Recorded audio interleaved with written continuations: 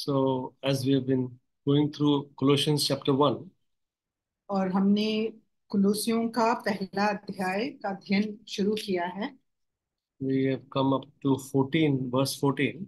और हमने 14 वचन तक हमने अध्ययन किया था पिछले हफ्ते।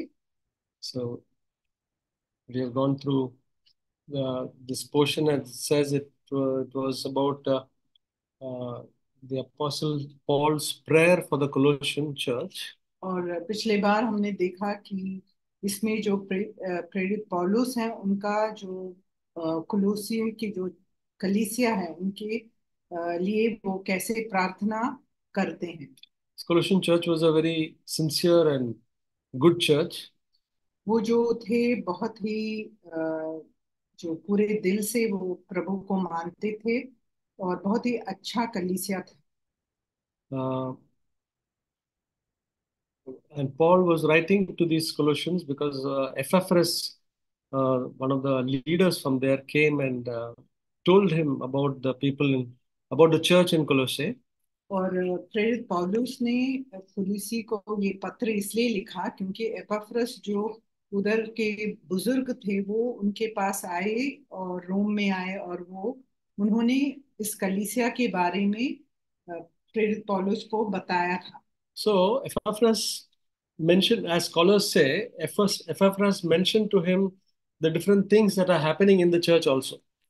और जैसे विद्वानों ने उन लिखा है कि एपफ्रस ने प्रेरित पौलुस को जो भी उधर हो रहा था कुलीसी जो शर कलीसिया है उधर जो कुछ हो रहा था उसके बारे में भी उन्होंने बताया। So that all we find mostly in Colossians chapter 2, और इसके बारे में हम दूसरे अध्याय में पढ़ सकते हैं। where there was Jewish legalism, then there was Eastern mysticism and things like that, and the Gnosticism also coming up in the churches. और वहाँ ऐसे कुछ ऐसे जो ज्ञान के बारे में वो उन लोगों में ये मतभेद था कि अ, जो जिसको हम नॉस्टिसिज्म या जो पूर्व देशों में जो होता है रहस्य बातों को जानना और जो यहूदी लोगों के बीच में जो वो रीति रिवाजों को रखते थे उनके बारे में उन लोगों में मतभेद था। So this Gnosticism is something like what I've understood is that this world was created by not some perfect people, but some not some perfect being, but like some like in the angelic people, so something like that. तो जो नॉस्टिसिज्म था उसमें ये सिखाया जाता था कि एक सिद्ध जो जो व्यक्ति है उन्होंने इस संसार का रचना नहीं किया है लेकिन कुछ ऐसे दूतों ने या कुछ ऐसे जो आत्मा है जो सिद्ध नहीं है उन्होंने इस सृष्टि को बनाया। It says in Second Colossians chapter 2 verse 18, और हम इसके बारे में दूसरा अध्याय और उसके 18 वचन में पढ़ सकते हैं। let no one keep defrauding you of your prize by delighting in self-abasement and worship of angels, taking a stand on visions he has seen, inflated without cause by his fleshly mind. कोई मनुष्य आत्माहीनता और स्वर्ग दूतों की पूजा करके तुम्हें दौड़ के प्रतिफल में से वंचित ना करे। ऐसा मनुष्य देखी हुई बातों में लगा रहता है और अपनी शारीरिक समझ पर व्यर्थ फूलता है। So the Apostle Paul deals with many of these things in chapter 2. और इन सब विषयों के बारे में प्रेरित पौलुस जो है दूसरे अध्याय में वो विचार करते हैं। Chapter 2 is a very useful chapter for all of us. और जो दूसरा अध्याय है वो हमारे लिए बहुत उपयोगी रहेगा। Yeah, and now here again, whatever the apostle is writing is based on what he feels is a need for the church. और जो भी उन्हें जरूरतमंद लगा कलीसिया के लिए, उसके बारे में वो कलीसिया को लिख रहे हैं। So now he writes concerning this about Jesus. और अभी वो जो है यीशु मसीह के बारे में बता रहे हैं। He's telling about Jesus in these verses which we are going to read today. आज हम जो जिस वचनों का अध्ययन करेंगे, इसमें यीशु मसीह के बारे में अ, वर्णन है। So it's a very wonderful and important passage for us. ये बहुत ही अद्भुत और बहुत ही महत्वपूर्ण है हमारे लिए। What we are going to uh, read and study today is all about Jesus. आज जो भी हम अध्ययन करने वाले हैं, ये सब बातें जो हैं यीशु मसीह के बारे में हैं। And brothers and sisters, if there is one Bible study that I found difficult, that is this Bible study. और अगर ऐसा कोई अध्ययन है जो मेरे लिए मुझे मुश्किल लगा और कठिन लगा, और वो है ये विषय। I tried to study, and even now I feel that I just got a very little of it. और मैंने बहुत अध्ययन किया, लेकिन फिर भी मुझे ऐसा लगता है कि जैसे मैंने बहुत कम समझा है इसके बारे में। It's easier to speak about, different things, but about Jesus, to speak about Jesus and to understand about Jesus is not easy. और सब बातों के बारे के विषय में हमें अध्ययन करना आसान है, लेकिन यीशु मसीह के बारे में अध्ययन करना मुश्किल या कठिन बात है। So, as much as I've understood, as much as I have sought to understand, and may God help us all to be encouraged today. और जितना जितना मैंने प्रयत्न किया है इसे समझने में, प्रभु इस पर आशीष दे कि हम सबको ये अच्छी तरह में समझ आए। Here in verse 15 it says, "And he is the image of the invisible God, the firstborn of all creation." और 15 वचन, वह तो अदृश्य परमेश्वर का प्रतिरूप और सारी सृष्टि में पहलौटा है। So he's saying that Jesus is the image of the invisible God. तो प्रेरित पौलुस कह रहे हैं कि यीशु मसीह जो है वो अदृश्य परमेश्वर का प्रतिरूप है। If you read John chapter 1 verse 18, और इसके बारे में हम यूहन्ना का पहला अध्याय और 18 वचन में हम देख सकेंगे। it यूहन्ना says, पहला yeah, अध्याय और 18 वचन। please, brothers and sisters, refer to your Bibles so you'll get better benefit if you read the Word of God. मैं आप सब लोगों से मैं कहता हूं कि आप बाइबल खोल के इन वचनों को पढ़े, क्योंकि वचन से हमें आशीष मिलता है। Because this is a Bible study and not a message.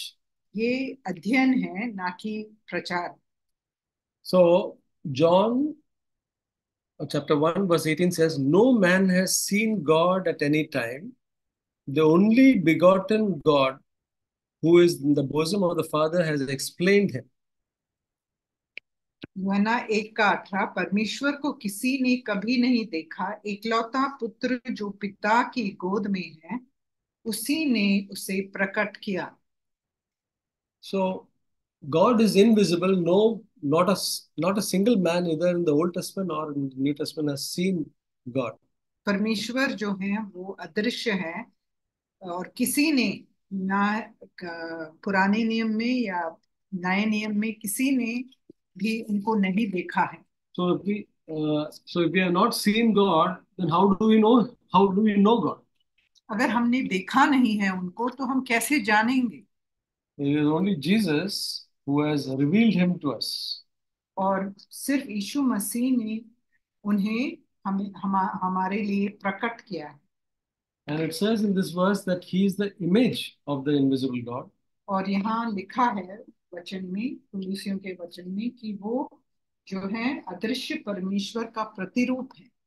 The, he's not saying he's not in the likeness of God, but he's in the image of God. तो ये नहीं कहा कि वो परमेश्वर के समान है, लेकिन ये कहा है कि वो अदृश्य परमेश्वर का प्रतिरूप है।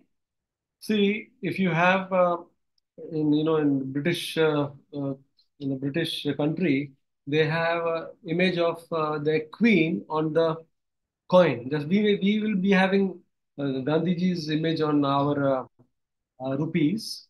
तो जिस प्रकार हम ब्रिटेन में देखते हैं कि उनके जो पैसा है उसके ऊपर उनकी राजनी का वो वो उसका हम जो चित्र है उसे हम पैसे पे देख सकते हैं। जैसे हमारे जो भारतीय पैसा है उसके ऊपर हम गांधी जी या और किसी का प्रतिरूप देख पाएंगे। So when we see in the rupee Gandhiji, we know that it is Gandhiji. तो जब हम वो देखते हैं तो हमें समझ में आता है कि ये तो गांधी जी का चित्र है। When a couple gets a child, जब एक दंपति को जो एक बच्चा पैदा होता है the child looks either like the father or the mother. तो जो बच्चा है वो या तो माँ के समान होगा या पिता के समान। So the child is the image of the father or the mother. तो जो बच्चा है वो माता या पिता का प्रतिरूप है। So Jesus was the image of the invisible God. तो इसी प्रकार यीशु मसीह जो है जो अदृश्य परमेश्वर के प्रतिरूप है। Yeah.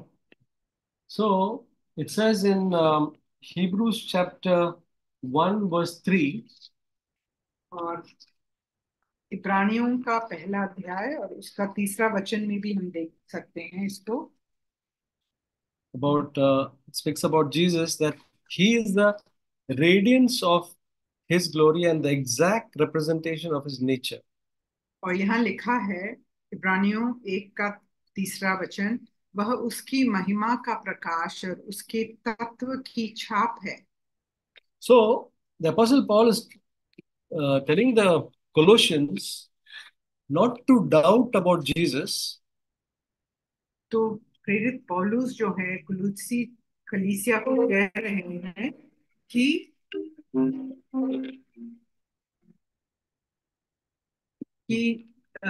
जो है यीशु मसीह के बारे में आप संदेह मत करो। he wanted to reveal Jesus to them as he is.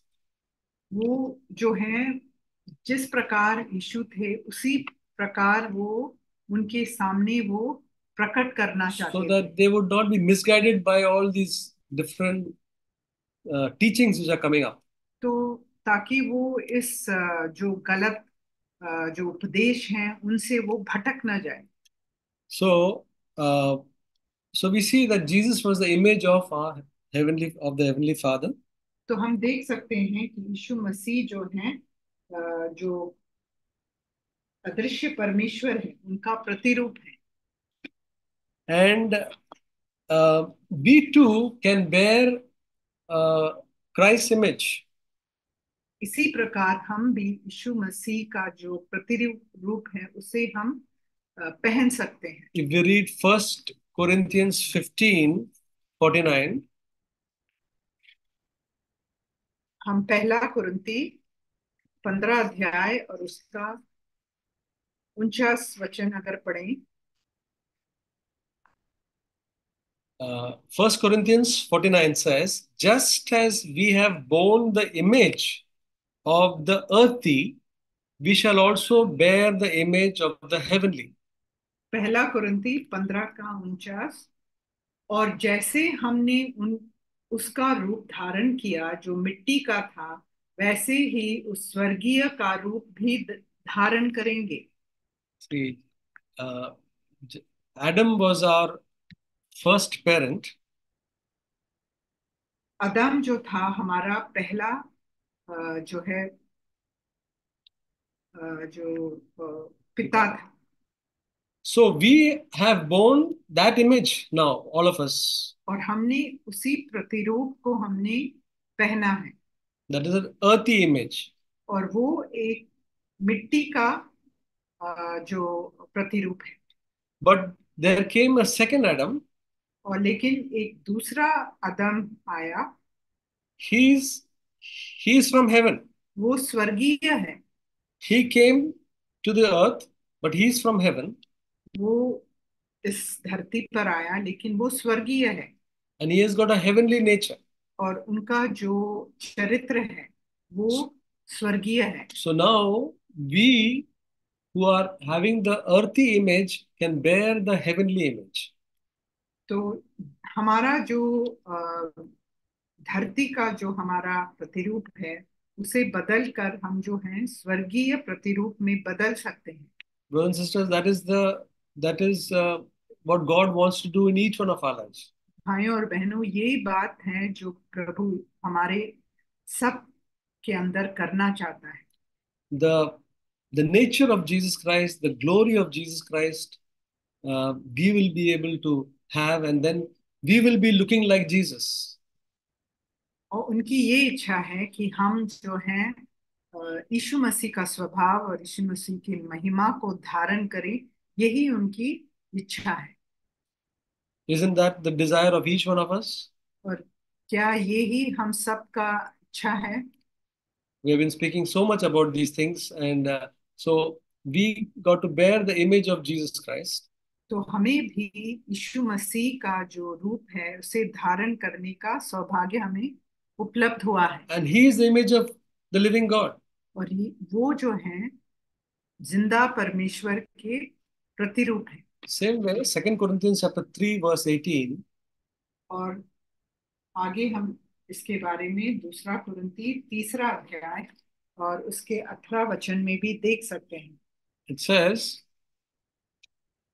"But we all with unveiled face, beholding as in a mirror the glory of the Lord, are being transformed into the same image from glory to glory, just as from the Lord the Spirit." परंतु जब हम सब के उघाड़े चेहरे से प्रभु का प्रताप इस प्रकार प्रकट होता है, जिस प्रकार दर्पण में, तो प्रभु के द्वारा जो आत्मा है, हम उसी तेजस्वी रूप में अंश अंश करके बदलते जाते हैं। So this is the daily and the lifelong process in our life that we become into the image of Jesus Christ. और यही है जो दैनिक और जीवन भर जो बदलावट हम में होना चाहिए। And then this verse 15 says, this verse 15 says,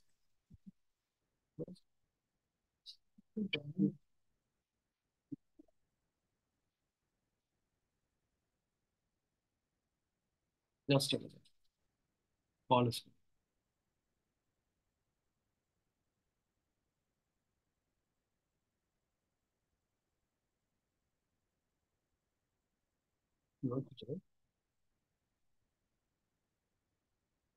So, brothers and sisters, verse 15 says, he is the image of the invisible God, the firstborn of all creation.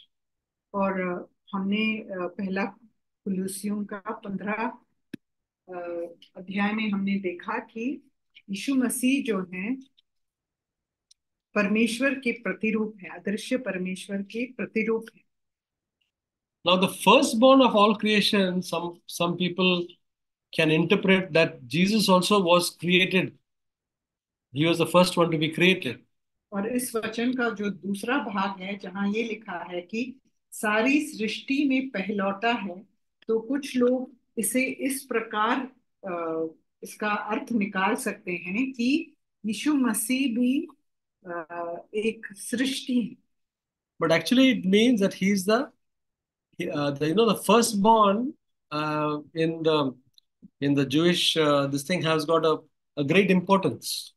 जिस प्रकार जो पहला जन्म लेता है एक परिवार में, उसके लिए बहुत ही महत्व दिया जाता है इजरायली परिवारों में। So उसी प्रकार what it means is that Jesus has got the first importance among all creation. तो इसका ये मतलब है कि सारे जो सृष्टि में यीशु मसीह को पहला स्थान या बहुत ही उत्तम स्थान दिया गया है। And not that he was created first. इसका ये मतलब नहीं है कि वो जो सृष्टि के एक भाग है। But the Bible does not mention Bible mentions that he was begotten. He was not created. तो ऐसा लिखा है यीशु मसीह के बारे में कि वो उत्पन्न हुए, ना कि उन्होंने जो है वो उनका जन्म हुआ। So, so that is verse 15. And then we see about that it is more made more clear in the following verses. और जो आगे जो वचन है ये और भी हमें अच्छी तरह स्पष्ट करता है इसके बारे में। The the the reason or the meaning of all this is that Jesus Christ is uh, portrayed here as one is the most important person. He should have the first place in everything. जो यहाँ प्रेरित पौलुस समझाना चाहते हैं कि सारी सृष्टि में उन्हें जो है सबसे उत्तम या उत्कृष्ट स्थान हमें देना चाहिए। He is not equal with some great leaders or some great angels or mighty people. He's not somewhat on par with them, but he's above all of them. तो प्रेरित पौलुस उनको समझाना चाहते हैं कि वो कोई बड़े नेता के समान नहीं है या बहुत ही जो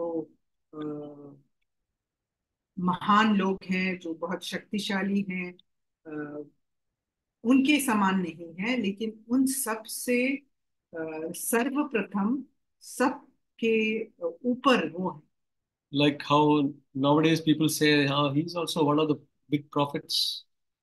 जैसे कुछ लोग कहते हैं कि वो हाँ सारे भविष्यद्वक्ताओं में से एक हैं।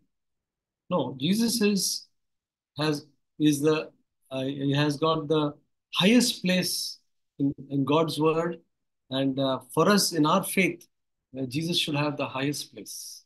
और हमारे विश्वास में भी यीशु मसीह को ही सबसे उत्तम स्थान हमें देना चाहिए, क्योंकि परमेश्वर के लिए भी यीशु मसीह के लिए एक बहुत उत्कृष्ट स्थान दिया गया है। So whatever the word of God gives that place for Jesus, we must also have in our life. और हमारे जीवन में भी जिस प्रकार वचन में लिखा है उसी स्थान को हमें यीशु मसीह को परम प्रधान रखना चाहिए। Then we will also be able to give Jesus the first place in our life. तो फिर हम अपने जीवन में भी यीशु मसीह को वो पहला स्थान दे पाएंगे। Okay, so now you'll see what all he has done.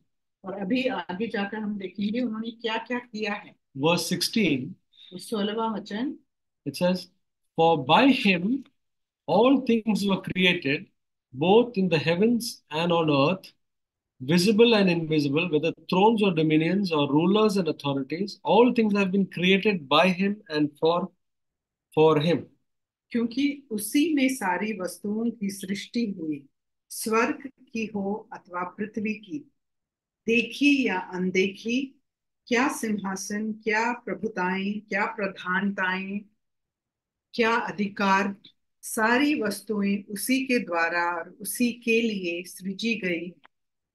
I trust that all of us know and believe that this world and all things, this universe was created by Jesus. मुझे विश्वास है कि हम में से हर व्यक्ति जो है ये विश्वास करता है कि प्रभु यीशु के द्वारा जो है ये सारा संसार जो भी सृष्टि है वो बनाया गया। That is what the Word of God has clearly written. वचन ने इसको पूरी तरह स्पष्ट किया है। It says in Gospel of John, chapter 1, और यूहन्ना का पहला अध्याय verses 1 to 3. पहला से तीसरे वचन तक हम पढ़ेंगे। In the beginning was the Word, and the Word was with God, and the Word was God. He was in the beginning with God. All things came into being by him. Apart from him, nothing came into being that came into being. आदि में वचन था और वचन परमेश्वर के साथ था और वचन परमेश्वर था। यही आदि में परमेश्वर के साथ था। सब कुछ उसी के द्वारा उत्पन्न हुआ और जो कुछ उत्पन्न हुआ है उसमें से कोई भी वस्तु उसके बिना उत्पन्न नहीं हुआ। So here it says that the Word It's talking about the Word. Word was the one who created this world. तो यहाँ जो है वचन के बारे में बताया गया है, और ये कहता है कि वचन से ही जो है सृष्टि उत्पन्न हुई।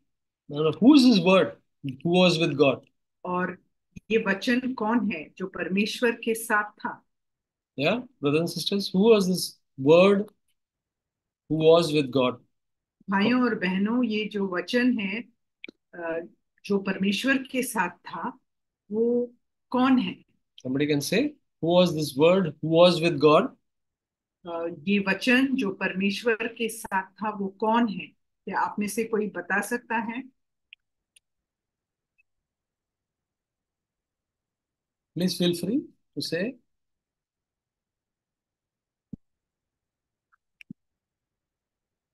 Okay, Shweta is texted correctly with Jesus. Let और us, श्वेता ने इसका उत्तर दिया है टेक्स्ट के द्वारा, उन्होंने, कि यीशु मसीह वचन है। but let us see it in the Word of God in Revelation chapter 19. और इसके बारे में हम वचन से देखेंगे, और प्रकृति प्रकाशित वाक्य 19वां अध्याय और उसका Verse 13. 13वां वचन।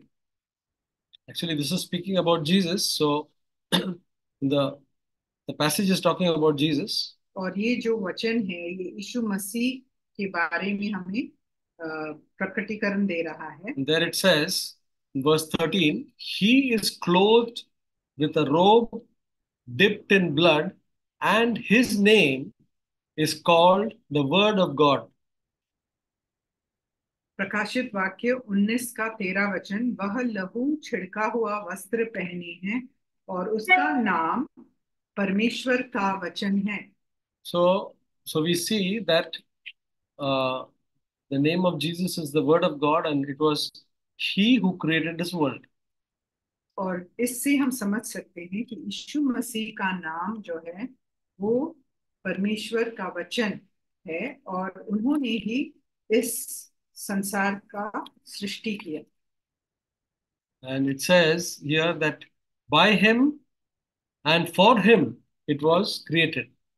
और कुलुसियों का 16 वचन में हम देख सकते हैं, ये लिखा है कि सारी वस्तुएं उसी के द्वारा और उसी के लिए सृजी गई है। So He was God, and for Him it was created, and by Him it was created. और वो परमेश्वर हैं, और उन्होंने अपने लिए ही और उन्हीं के द्वारा जो है सब जो सब सृष्टि जो है सृजी गई।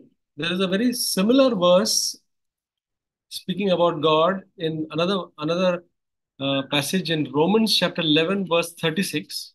और इसी के सदृश में एक दूसरा वचन है, रोमियो का 11वां अध्याय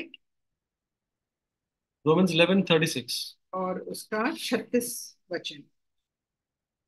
This is a wonderful verse for each one of us. It says, "For from Him and through Him and to Him are all things. To Him be the glory forever and ever." और ये बहुत ही अद्भुत वचन है हमारे लिए, और वो है रोमियो और 11 का 36। क्योंकि उसी की ओर से और उसी के द्वारा और उसी के लिए सब कुछ है, उसकी महिमा युगानुयुग होती रहे, आमीन। This is speaking about Almighty God, और ये जो है परमेश्वर के बारे में कहा गया है। and very similar is being spoken about Jesus. और ये बात जो है यीशु मसीह के बारे में भी कहा गया है। Uh, and then it says, uh, he created things in the heavens and in the earth. और फिर ये बताया गया है कि उन्होंने जो है अ, इस संसार में, इस पृथ्वी में और जो स्वर्ग में है, सब चीजों को उन्होंने ही रचा है। That which is visible and that which is invisible. और जो दृश्य है और जो अदृश्य है। And also thrones and dominions and authorities. और जो भी अनदेखी जो सिंहासन है, प्रभुताएं हैं, प्रधानताएं हैं, All this is created by Jesus.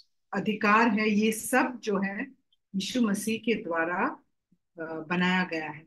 The things which are visible are this earth, what we see, all the mountains and the seas and the animals and the men and women, all these are created by him. और जो भी हम को दिखाई देता है अपनी आंखों से इस पृथ्वी पर, जैसे पहाड़ और पशुएं और मनुष्य और जो भी चीजें इस धरती पर हैं, वो The, दृश्य वो हम देख सकते हैं। there are invisible things like angelic beings that also is created by the Lord.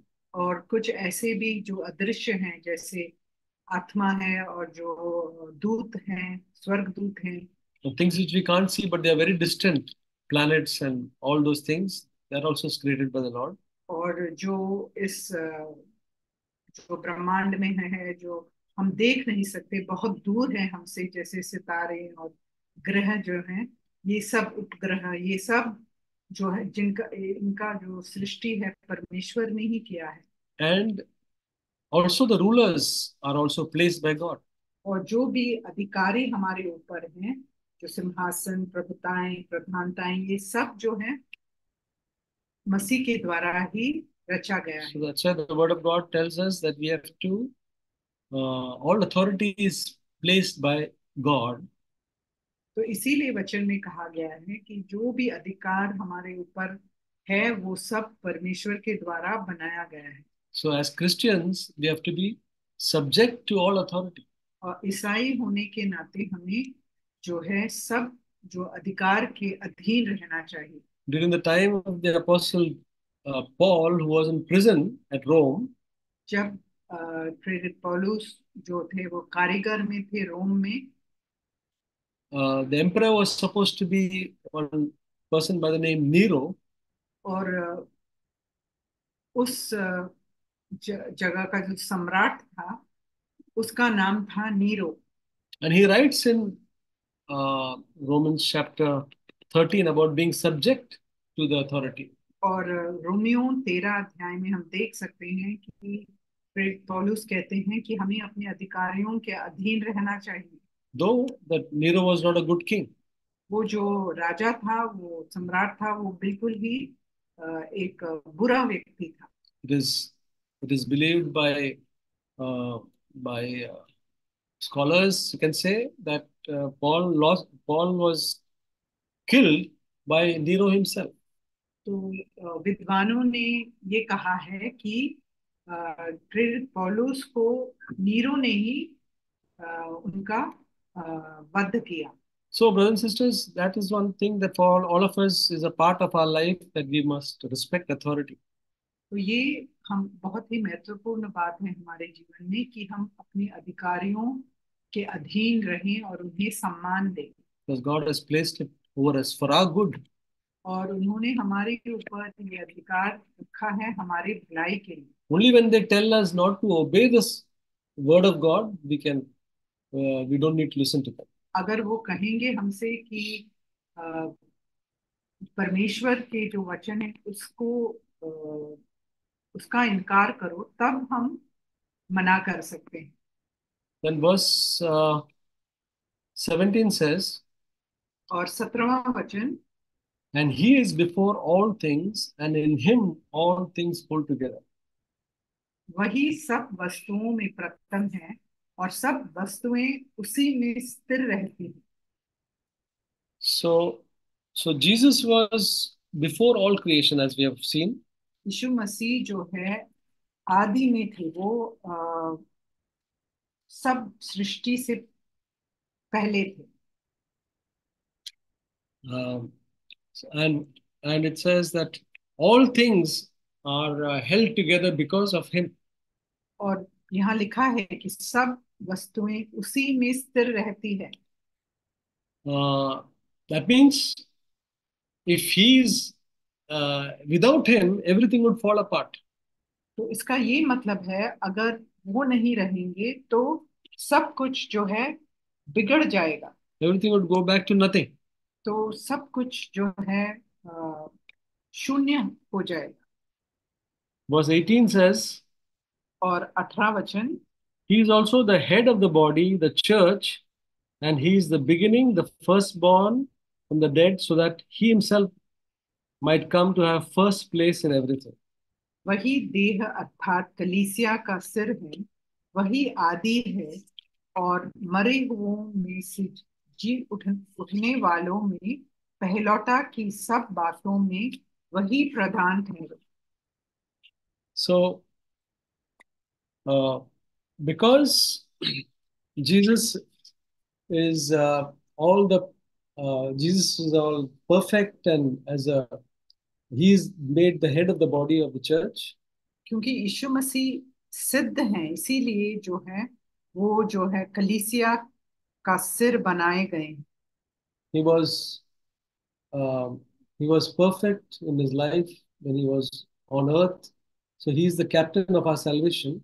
वो जो है जब इस दुनिया में थे वो अ, हमारे जो उद्धार के कप्तान हैं, और हमारे जो उद्धार करने वाला वही है। And having all the qualities of God in his life, his the authority, the authority, the uh, purity, and everything, he becomes the head of the church.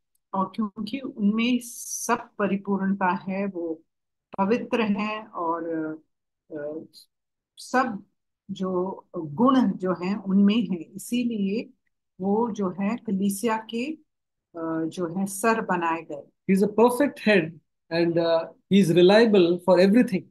और हर चीज में हम उन पर भरोसा रख सकते हैं। He's one who we can bring any need, and he's the one who can guide us because he's perfect and he's reliable. Everything is under his control. और सब चीजें जो हैं उनके अधीन हैं, और वो ही सब चीजों को संभालते हैं, इसीलिए हम पूरी तरह उन पर भरोसा रख सकते हैं, और हम हमारी सारी जरूरतें जो हैं उनके सामने हम ला सकते हैं। And he's the firstborn from the dead, meaning that he's the first one to rise up from the dead. और वो जी उठने वालों में पहलौठा है, इसका ये मतलब है मृतकों में से जी उठने वालों में वो पहले थे। So there were other people who rose from the dead, like Lazarus and other people mentioned in the Bible. और दूसरे लोग जिस प्रकार के से लाजरस जो है वो मृतकों में से उठाए जिलाए गए, But they died again afterwards. लेकिन बाद में वो मर गए। Jesus rose again and he lives forever. लेकिन यीशु मसीह जो है वो मृतकों में से जिलाए गए, और आज भी वो जिंदा है। And the Bible says that we as believers are also, we also will rise up. तो वचन में ऐसे लिखा है कि हम जो विश्वासी हैं हम भी फिर से जी उठेंगे मृत्यु के बाद। Again, never to die again. और तब जो है हम कभी नहीं मरेंगे, So he's the अमृत हो जाएंगे। he's the first born from the dead. और इसीलिए कहा गया है कि वो जो है जी उठने वालों में पहलौठा है, And that he will have the first place in everything. और सब चीजों में वही प्रधान ठहरे। So as far as God's kingdom is concerned, Jesus is the has got the first in heaven. He has the first place. He's sitting at the right hand of God. He has the first place in everything. और स्वर्ग में हम देखते हैं कि पहला स्थान जो है यीशु मसीह को दिया गया है, वो पिता परमेश्वर के दाहिने बैठे हुए हैं। But we have to see in our own lives, brothers and sisters, that whether we can say that whether Jesus, we have given the first place in our life. भाइयों और बहनें, हमें ये देखना चाहिए कि क्या हमारे जीवन में हमने पहला स्थान प्रभु को दिया है। That is a very important thing for every Christian. ये एक बहुत ही महत्वपूर्ण बात है हर विश्वासी के लिए। What does it mean to have Jesus as the first? तो इसका क्या मतलब है यीशु मसीह को प्रथम स्थान देना। If you want to know how Jesus is first in our life, अगर हमें जानना है या समझना है कि किस प्रकार से यीशु मसीह हमारे जीवन में प्रथम स्थान पर है, so write down a list of the best 10 things that we love in this life. और हम ऐसे 10 चीजों का एक सूची बनाएं ऐसी चीजें जो हमारे लिए बहुत ही प्यारा है। Hmm? Very precious things and what to be, some things which we like now and something what we want to have. और कुछ ऐसी बातें जिसे हम बहुत ही अनमोल समझते हैं और जिसे हम पाना भी चाहते हैं, जो अभी हमारे पास नहीं है। And in that list, also write about our love for Jesus. और उस सूची में ये भी लिखें कि अपने यीशु मसीह के प्रति जो प्यार है उसके उसको भी आप लिखें। If we desire to love Jesus, then write that also as one of the things that we really like. और अगर आप प्रभु यीशु से सर्वप्रथम प्यार करना चाहते हैं तो उसे भी आप अ, लिखें। And then see where, but we have to do it very honestly. और बहुत सच्चाई से हमें ये लिखना चाहिए। And we have to see where the love for Jesus is in that list of 10. और उस जो 10 चीजों का हमने सूची बनाया है, यीशु मसीह का स्थान उसमें किस जगह पर है, हमें देखना है। This is only between us and God we can do this sort of list. और ये जो है सिर्फ हमारे और प्रभु के बीच में ये बात होनी चाहिए।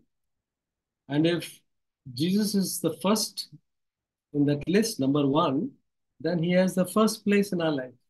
तो अगर उस सूची में यीशु मसीह का पहला स्थान है तो हम समझ पाएंगे कि यीशु मसीह का हमारे जीवन में सर्वप्रथम स्थान है। But if he's second or third or even further down, then we cannot say that he has the first place in our life. अगर हमने उन्हें दूसरा, तीसरा या उससे भी कम स्थान दिया है तो यीशु मसीह का हमारे जीवन में सर्वप्रथम स्थान नहीं है। So he must come to have the first place in everything.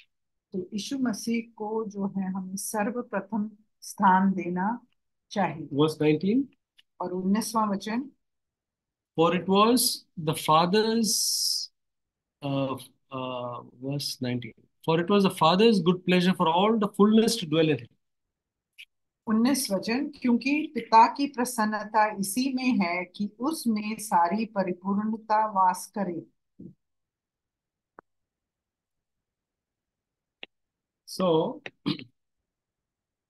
it was the Father's good pleasure that all the dignity, authority, power, and moral excellence be uh, that fitted to create the world was in Jesus. तो परमेश्वर पिता का यह इच्छा था कि जो भी अ, गरिमा है, जो भी अधिकार है, जो भी अ, सामर्थ्य है और जो भी नैतिक उत्तमता है, ये सब जो यीशु मसीह में है, जिसके कारण वो जो सृष्टि का कार्य वो कर सके। And because of that, he could redeem the people and supply whatever is needed for salvation.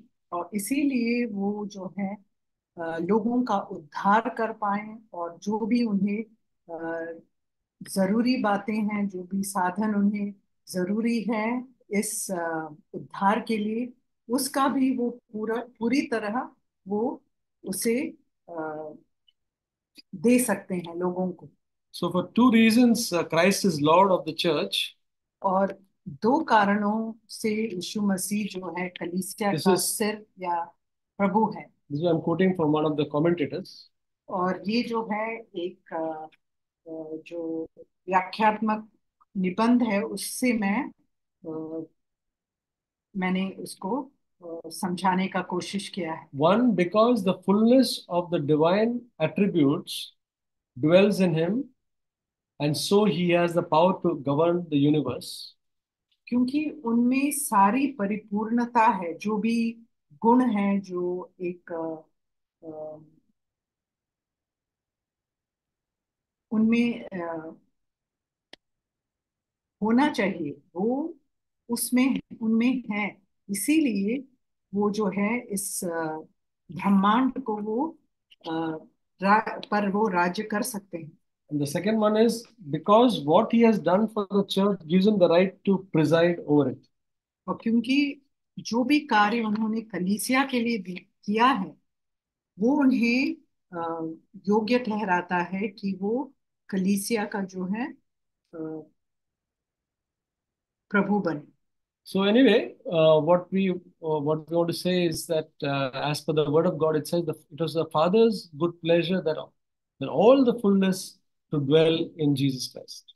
और सारांश में हम यही कहना चाहते हैं जैसे 19 वचन में कहा गया है, क्योंकि पिता की प्रसन्नता इसी में है कि उसमें सारी परिपूर्णता वास करे।